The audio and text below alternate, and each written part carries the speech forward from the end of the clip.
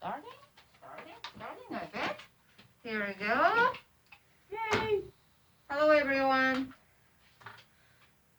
This is week, what? 4 already.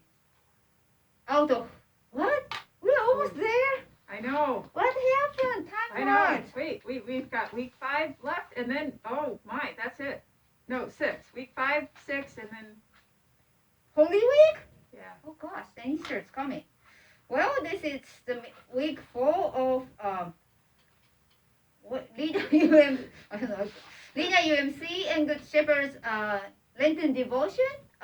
We are going over different emotions each week, and we do, I don't know, hands-on spiritual exercise or so we could say, and hear the scripture and we talk. And thank you for watching today.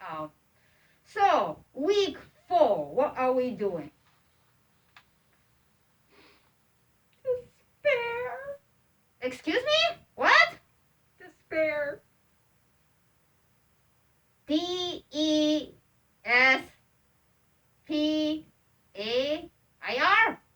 Despair? Despair. We need to pick a happy emotion. You know, honestly, I tell you, week after week we do anger, we did upsetting, grieving, and now despair. It's hard to be this much down every week. Last week, after recording this, I came back and was like, I'm so tired. It's just hard to be down all the time. I just have the both sides of the things in at the same time, mixed together like a soup. It's like, oh, I can't take both of things all the time. I was so exhausted. But both sides, if we have it, to really face those and acknowledge it, talk about it, I think that is helpful to balancing us out. Yeah. Well, and it's hard when you get stuck in a lot of the kind of emotions we've been talking about the last few weeks. A lot of times we hesitate to talk about those. We don't want to appear down, or that we're ungrateful for all of the good things in life because we're sad. That we're grieving, we're despairing. Like, well, we shouldn't despair. We're good Christians. Yeah, or like, just get over it. Yeah, or I don't. Everybody has it so much worse than I do. Yeah. So I shouldn't feel these things, and so sometimes just acknowledging. Well, yes, all of that is true. We do have good things in our life, and yes, there are people that are suffering even worse, but that doesn't change the fact that we're suffering right now. Or that I feel, so angry, or I feel grieving or despair. Yes. That part is the fact which won't change, right? And it's not the comparison. Yeah. It's just like, well, that's the state of fact. That's what it is.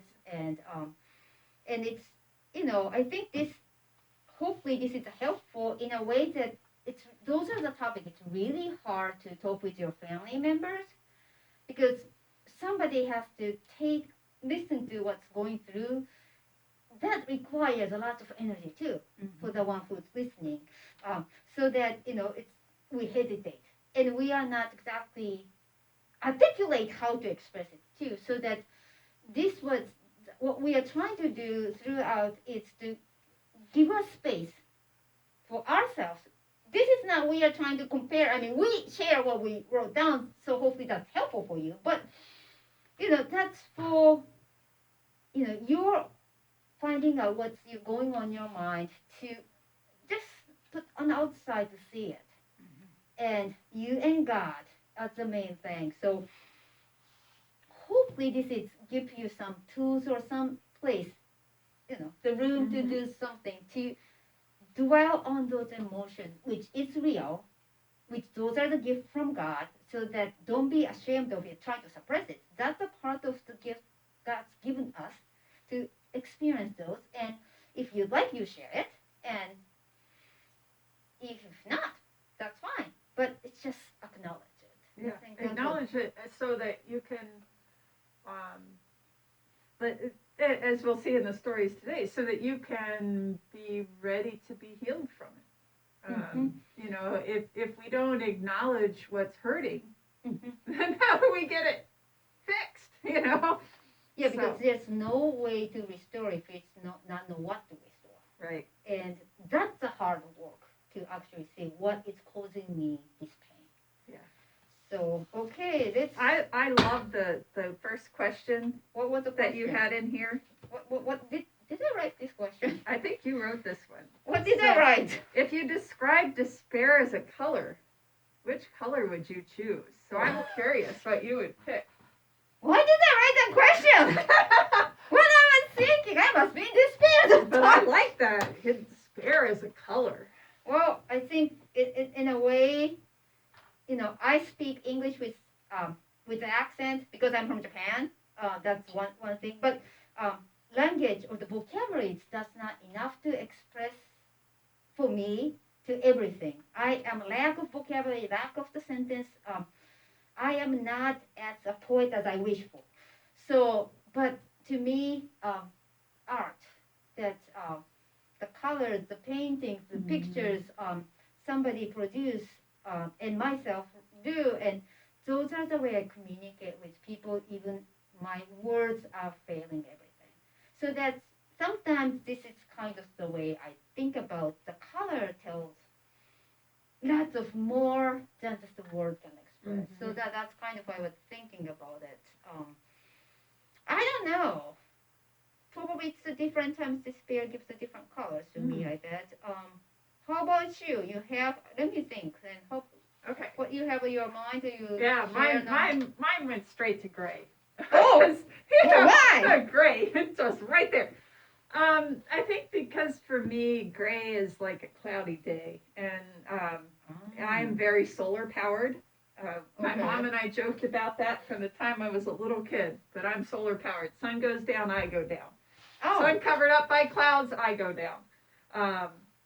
And so for me, it's just, you know, that despair leads to that lack of energy. You just, you don't even want to get up out of bed. You don't, you know, and it's, it can lead into clinical depression, you know, but it's also just that feeling of like, why even bother? You know, and I don't get quite that bad on a cloudy day, but I can definitely feel that on a sunny day, I can do anything. Like, look out, I am wild. If you think I'm wild now, wait until it's a sunny day, right? Absolutely wild on a sunny day. You don't want to see her in a sunny day. I saw her in the streets several times. I was like, what is she doing? It's like, what's yeah, I'm like bouncing off the walls. Yeah. So, but then on a cloudy day, I'm like, I have to get out of bed. Oh, do you have such a day? Oh, yes.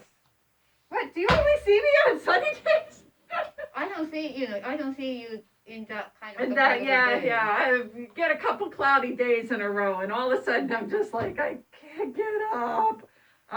So yeah, so for me, it's like that sense of just being de-energized, like having your energy sucked out of you. And so for me, that is gray. Now nothing against gray. It's a beautiful color. I think that, you know, it's got a lot of things to say for it. Like our hair. Yes, yeah. Gray hair is good. That's fine. I'm fine with gray hair. I got it all natural right there. You know, and I think also just the, you know, in other situations, you know, I think so often we talk about seeing things in black and white, and I always say I see in gray. So I think there are good, you know, not to dish on gray. But that's when you think about the despair, that the color would be a gray, and that's reminding of lack of sun or the lights around. That's what's and it's not quite dark either. Yeah. It's not the beautiful, calm, deep richness of a dark, starry night, right? It's just this. It's like in between and not exactly sure. Yeah. It's not quite this way or not that way. It's like stuck in this way. It's like, oh.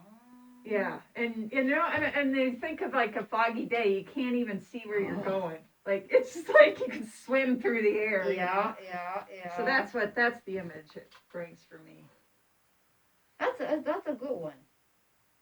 I don't know.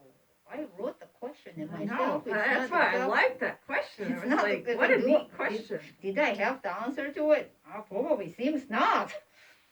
But I wonder, I need to think about the time I was in despair and that seeing what the color was in despair.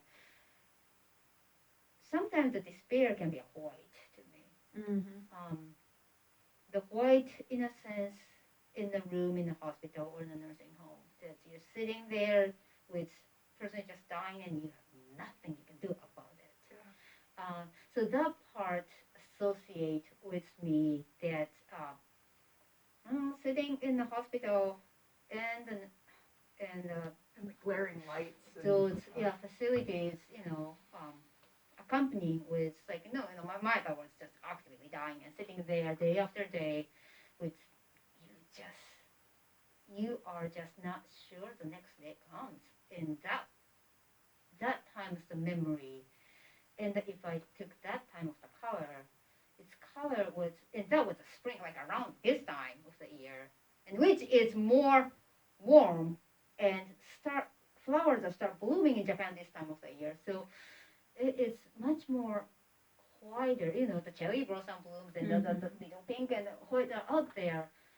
But that, all that kind of things, because associate with this, my experience, so that could be one of the color I made pick, like more white part. But it can be any, I mean, it can change at different times. I usually go with the experience, the time when I was there type, so it could be brown in one of the days. And it can be green, like she's like, I hate to see those. Oh, I lost in the forest or something, I just get out, and then that could be the case. But yeah, whatever you come up, that's what it is, and I think it's some neat way to think about and bring the conversation about despair in different ways. And you wrote here, despair is a sense of no hope, no possibilities, no future, no energy to even just get up. And Monday morning. Yeah. Monday morning. I hate Mondays. Mondays are really hard because you've been so much energy on Sunday, yeah. Well, even now I'm the kids, because I did not like Mondays when I was a kid. I skipped the school on Mondays. Skip school on Mondays, yeah. I get up on the Tuesday and get going to school. Despair is feeling numb and exhausted. When we are in despair, our thinking is not clear and we tend to close in. Despair isolates us from God and one another. Despair can also drive us to admit our limitations and seek change. Yeah. So sometimes it is only in the total exhaustion of hitting the bottom that we can finally look up and find we are not alone. I think I added to yours there. Did you? I don't remember. So if that doesn't sound familiar, that's why. Well, I don't know. I didn't. But so yes, despair is really hard to go through. But it's like we were talking about Lutheran theology earlier, at some point you have to admit, like, I can't do everything myself. I can't. I don't have that capacity. And sometimes despair is when we can finally let go of that need to be able to do everything ourselves and admit that we have limitations. And that may be an opening for us to be changed and to let God enter. Or does I take the story of the Martin Luther that, we strive every time to please God and do something right. But not everything works out the way we envision, or we kind of come short, or we totally fail. When I was young, I try to overcome. I am born weak. Physically, I'm just born weak, so I got sick so often. I get sick so often, so that's why I don't go Mondays. and I, they said, well, do more exercise. I learned to swim, so that's, get stronger. Asthma kids have to swim in those days, so that I got learned to swim. I watch my diet, and I intentionally did all the, the things I was suggested to do. But not, I really still live in the same condition. It's probably worse. I'm older now, but it's like I never overcame it. And when I came to realization in late 20s, early 30s, there's nothing what I'm doing is not able to do. And the same way, the Martin Luther tried everything to try to please God, do the right thing, every single thing. I mean, Martin Luther was, it's just out there. I mean, if you read it, it's he had the issues, but because of he was pursuing, pushing him to limit, and still not able to do, the God in the Romans just spoke one day. Well, and he was in pretty bad despair at that point. Yeah. He's just like, there's nothing I can do. And then other people, just get over it. Just don't put those years. But Martin Luther was serious. God, he put those things. Because he pushed so hard, knowing he just not able to day after day, the scripture, the God Spirit just came down to open up and speak. Don't worry. And that's the big Lutheran theology of the grace comes into, that it's not we can do about it because we cannot, and we admit that we cannot. We know we just cannot do it. But despite whatever our status is, the God comes down for us. God's Spirit comes down. Jesus came for us, so that we don't need to worry about trying to meet whatever the right thing is. Don't worry about it. And that's a huge shift of the theological way of thinking. So, Luther's despair really brought in a hope of the way how we view or understand God. Mm-hmm. And I think that was a gift that's inherent. We are fortunate in faith, though, because it really speaks, and it still speaks to us. Mm-hmm. So yeah, that's one of the examples. Yeah, and I think you'll see that in our scripture story. Haha, how you like that segue? Ho-ho! Good job. What's the scripture? As in this, we encounter several despairing folks, and see how Jesus shows up. Okay. Am I reading it or are you reading it? Either way. All right. Well, I got the big print version. You got the little teeny tiny print. Yeah, because it's smaller. Yeah. See, look how big this print is. Yeah. Go ahead. All right. We're in the Gospel of Mark, chapter 5. So pretty near the beginning. Verse 22 through 34. Then one of the leaders, I hate when it starts with then. Don't you always want to go back and find out what was going on before then? Just read it. You have Bible, don't you? No, right. Lutherans, you should have the Bible at home. That's Martin Luther did for you. I looked back anyway. So for all y'all Methodists who also have Bibles at home, it's the Gerasene demoniac that's right then. So now they healed him. He's free. Everybody gets mad at Jesus, tells him to go away. So then Jesus crossed again in the boat to the other side. Now we're picking up. He's on the other side of the lake from where he got run out of town for healing somebody. Then one of the leaders of the synagogue, named Jairus, came, and when he saw him, fell at his feet and begged him repeatedly, "My little daughter is at the point of death. Come and lay your hands on her, so that she may be made well and live." So he went with him. And a large crowd followed him and pressed in on him. Now there was a woman who had been suffering from hemorrhages for 12 years. She had endured much under many physicians and had spent all that she had, and she was no better, but rather grew worse. She had heard about Jesus and came up behind him in the crowd and touched his cloak, for she said, "If I but touch his clothes, I will be made well." Immediately her hemorrhage stopped, and she felt in her body that she was healed of her disease. Immediately aware that power had gone forth from him, Jesus turned about in the crowd and said, "Who touched my clothes?" And his disciples said to him, "Well, you see the crowd pressing in on you. How can you say who touched me?" He looked all around to see who had done it. But the woman, knowing what had happened to her, came in fear and trembling, fell down before him, and told him the whole truth. He said to her, "Daughter, your faith has made you well. Go in peace and be healed of your disease." The word of God for the people of God. Thanks be to God.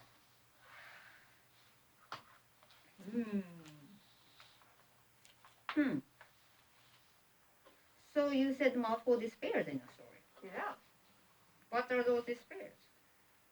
Well, I think first you had, the dad, Jairus, that came and was like, my daughter's dying. I don't know what to do. And here, I mean, he's a leader of the synagogue. So this is a fairly important guy. He's probably not used to having things not go his way. And yet there was nothing he could do. He's prayed and prayed and prayed and prayed and prayed and prayed and prayed, and she's still sick. He's probably seen a bunch of healers, and she's still sick. He's probably done all of the, sacrificial rites that he possibly can, and she's still sick. So he feels very helpless. Yeah, I would imagine, it doesn't say in there he feels helpless, but you could just imagine, all that he's going through. Jesus. Yeah. And then the daughter herself, she's lying there. And then you've got all the crowds. They're pushing against him for a reason. They need something. And that gets into next week's longing a little bit, too, There's a reason they're following him around, because there's rumor he brings hope. And that's what they need, because they're in despair. And then, of course, the woman who's just for 12 years,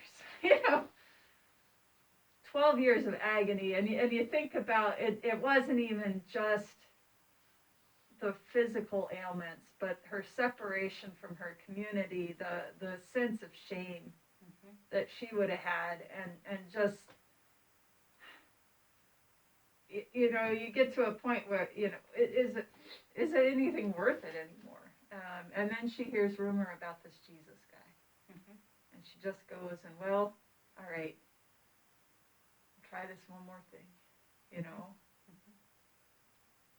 So, I just think there's a lot of people at their wits' end in this story.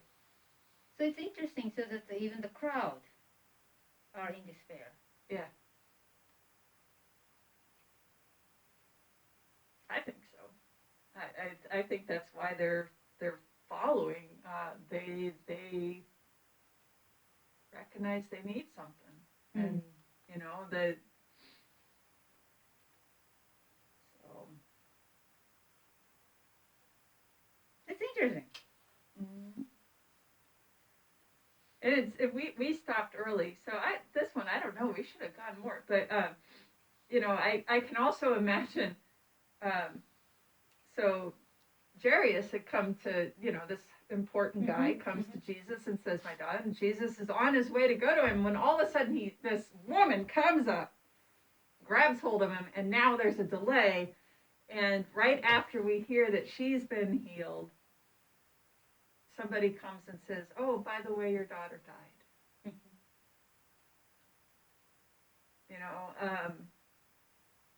So I can imagine he's just like, if you just, and that frustration and that, the hope that, okay, this healer is going to come to my house and going to make her well, but it's too late. And the despair he must have had. So we stopped early before his despair came in. Yeah, because I cut that part off. Oh, sorry. I put it right back in. I cut the part off the reason I cut that part off is to focus on this woman.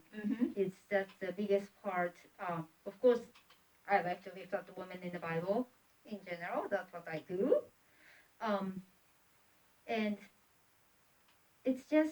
the woman who has nobody around. Yeah. No family to help her out. It might have in the beginning, but by this point, Yep. nobody. Nobody could do anything. Um, so that's I just focusing on this woman's day after day, how that she lived,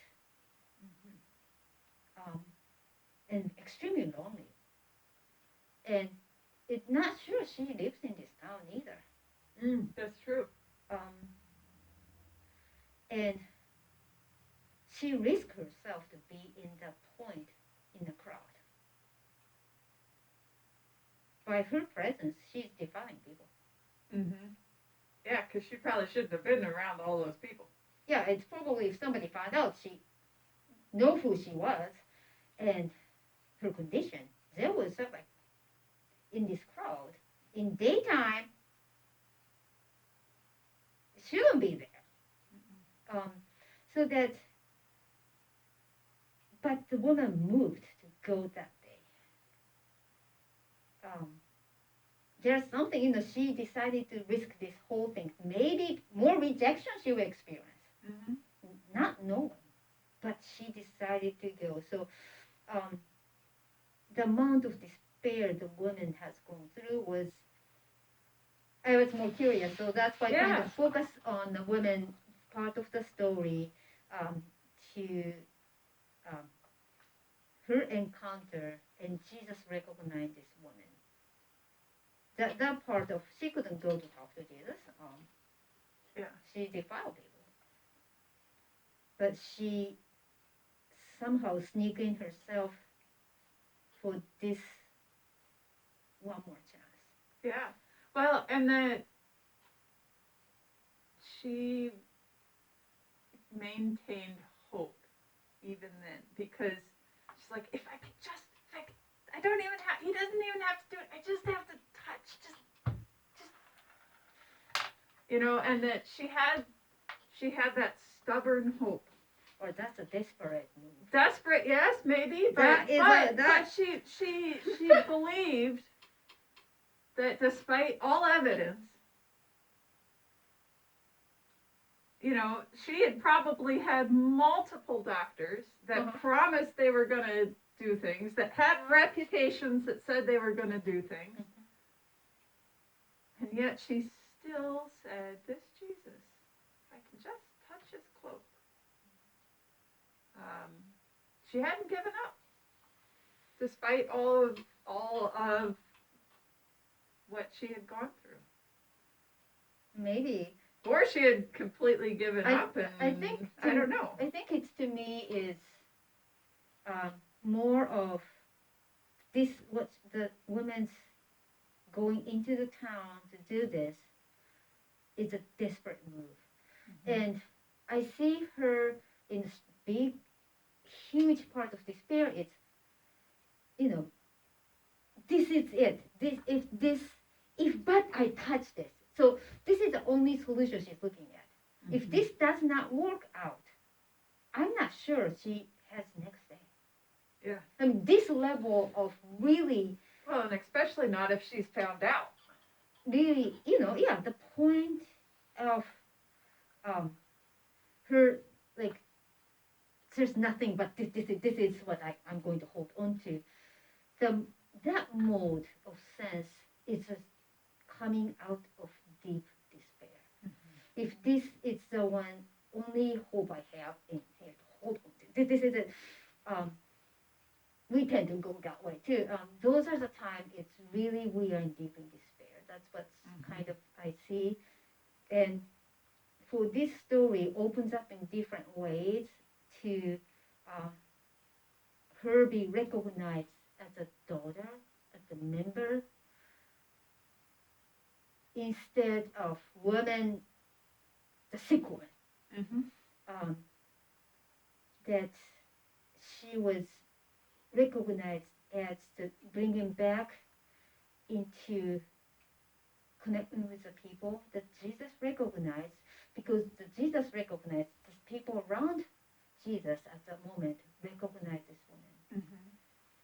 Not too much about um, not knowing what the one is, but she's telling her story. What's going on?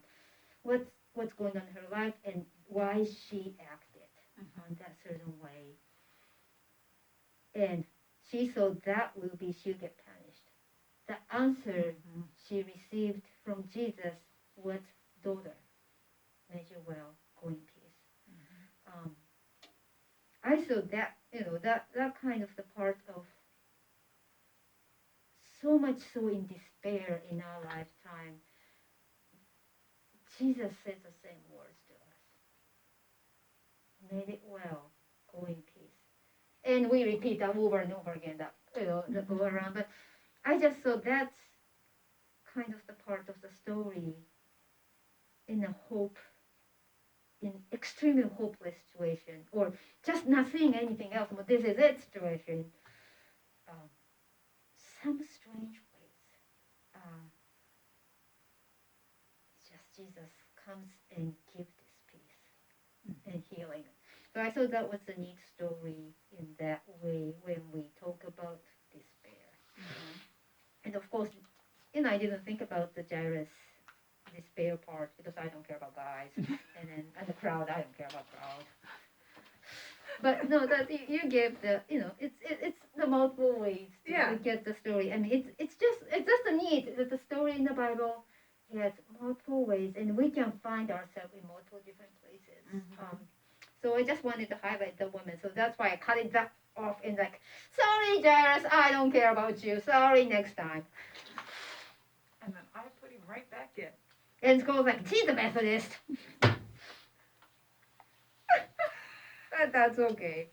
That's okay. The purpose is that, Bible is an interesting story. Tell the story of the God's people and God's children, and which include us. We are in this part of the story. So that's why you have the Bible. You can read that stuff, and it just gives some things to think about this week. So okay, let's move on to our activity. Yeah, let's do the activity. Otherwise, we never end. So what? We could sit here and talk forever, but I'm sure you don't want to watch them. Yeah. So it takes time to upload the videos if it's getting longer and longer. You just have to get me on a cloudy day. And then I don't talk so much. Maybe we do outside next time with the cold and we don't be that long. Yes. You fast forward. You just pause it. I just take hours to upload this video. So, our weekly devotion, you take some scrap paper. So we just tore ours and, off the nice place there. And you need a pencil or pen or something. If you need more time than we take, pause us. If you need less time than we take, just fast forward us. We'll move really fast, and then you can get to the next part. But on our scrap paper, we are going to write down those places of despair in our lives. And so here are some prompts for you. Are you feeling weary today? What is making you weary? Name and claim things causing you to feel weary, and then write them down. So we're using weariness, despair. You may have another word that speaks to you. You can write or draw, and we'll take some time here and do that. Okay. So despair and weary. So you can put everything just gray or something? Yeah, exactly. That'd be...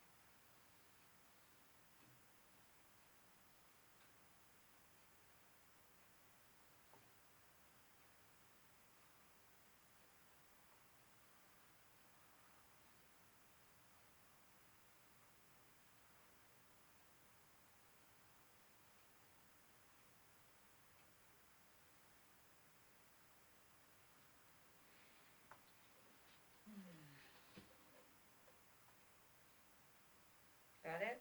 Mm-hmm. I think let's move on because Okay. otherwise Again, I if you got need some. more time, just press pause. Yeah, And you it's keep going. yeah, and you can come back another time too, later Yes. to do it because sometimes You can it watch comes us up again later. because we're entertaining. That's right. So you want to share some of the you did? Yeah. All right. So so I've got a couple people here. My people. You probably can't see it. Anyway, I've got two little stick people because I draw really wonderfully. Good job. But I have two grandmas who are both not feeling so well right now. Oh. And then I've got a little tiny me way over here. So my grandmas are down here and I'm Uh-huh. way over here. Oh, so you're so far away. Because I'm so far away, and there's really Not much nothing I can do. It's a concerning. It's Yeah. really weighs So- you down. I just want to wrap my grandmas in love and hugs, but one's in Jersey, one's in Ohio. And you are in Lena? And I'm in Lena, so there's quite a distance between them. So that. And my one grandma is having a lot of issues around having strokes and Parkinson's and dementia and so there's really not a whole lot of ways I can contact her even. The other grandma is having some pain, but hopefully we'll get that fixed. But I just want to wrap them in hugs and just be there with her. Yeah. So that's my big one. And then I was so excited when we got to have 50 people in the sanctuary, and then it snowed, and then it was cold, yeah, and then it was foggy. Yeah. It's cold. And so Sunday I'm despairing that y'all still aren't in the pews. Look, I miss you. I miss you a lot. Pastor Care, that is called Sunday. Yes, I know. That is called Sunday. Right, sun. In S-U-N day. It's Sunday. winter time. Sunday in winter time. I mean that's. Anyway, that was I want something. you all sitting in this little pew I drew here. I even put the cushion on for you, even though we don't have cushions on ours here. But anyway, and then I have the calendar because I was thinking last March, we thought this would only be a few weeks. Oh, you mean that one talking? You bring up that a year ago. Okay, you're ready to ripping out there. Go ahead, go and rip the stuff. So it's my tiny stuff will be very sad face. Oh. Of course, you have to write the coronavirus. Yes. And then you have to have the plant which is dying. Oh And no. the tears. And people are sick or dying. Yeah. Those are the part of the despairs. But yeah. we will rip the despairs apart and leave those. So this is in a way to leave those things to God that we are so helpless, and that really makes us sad, and we really leave those. God, please hear that our cries which we cannot even put into the word, and take those things in.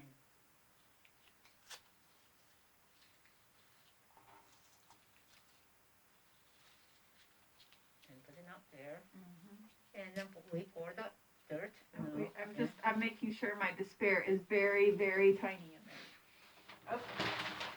We are kind of running out of the room with the pot. I know. Now. Well, we'll put less dirt in this time. Okay. There we go. Maybe do you have another bigger one? Yeah, we might. I think we'll fit. See, that coats the dust. Yeah. The dust. Let's see. We only have a couple more weeks. Hey, we'll fit it in there. I'm not sure about that. I can't grow stuff, Anyway, that's the part of it. So let's do the prayer. What's our prayers today? This comes from the beautiful poetry of Civilia Martin. His eye is on the sparrow. Oh, that's a song. Yes. Yes. Oh, cool. Why should I feel discouraged? Why should the shadows come? Why should my heart be lonely and long for heaven and home? When Jesus is my portion, my constant friend is he. Whenever I am tempted, whenever clouds arise, when song gives place to sighing, when hope within me dies, I draw the closer to him. For care he sets me free. His eye is on the sparrow, and I know he watches me.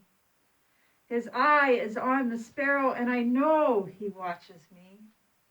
I sing because I'm happy. I sing because I'm free. For his eye is on the sparrow, and I know he watches me. Amen. I mean, it's neat, when I'm singing, I'm so concerned about, getting the right note and hit the right part. But when I just read it as the lyrics, like this way, it's a quite a powerful testimony and quite powerful prayer. It's Amen. neat. Thank you. All right. Well, friends, we'll see you next week. Don't despair. We come back next week for more fun of us. Oh, just live in the despair, and this week and next week we do something else. And Longing. what is it? Longing. Longing.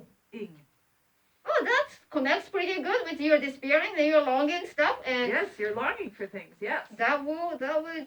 So we'll see you next week. Bye.